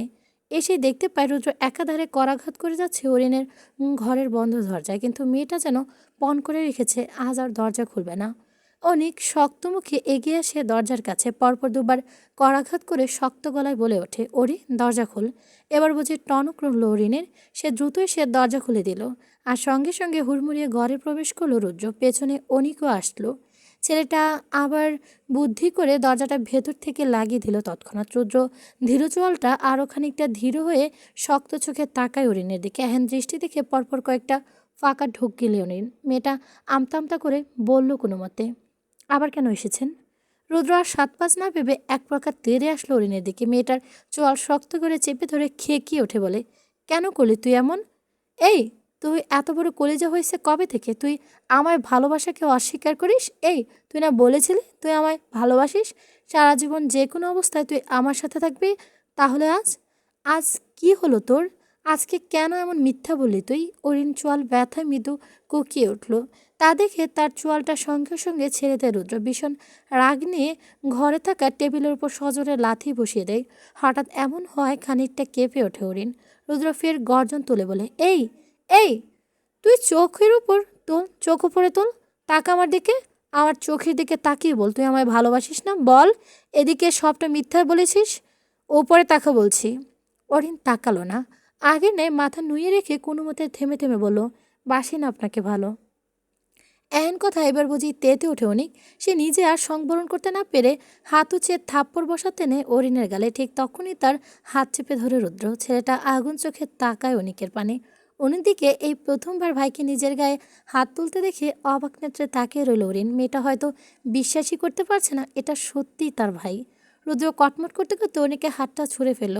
ছেলেটার মুখের সামনে আঙুল উঠিয়ে শাসানোর সুরে বলতে লাগলো, খবরদার অনিক, আজ যেটা করতে চেয়েছিস সেটা যদি দ্বিতীয়বার করা কিংবা ভাবার দুঃসাহসও করিস তাহলে কান খুলে শুনে রাখ, তোর ওই হাত আর আস্ত থাকবে না। আমার বউর গায়ে হাত তুলানো দূর, গায়ে ফুলের টোকাও যদি পড়ে, দেন আই সোয়ার আমি রোদ বিষের তীরে ছুঁড়ে 2 সেকেন্ডও ভাববো না। Shut back.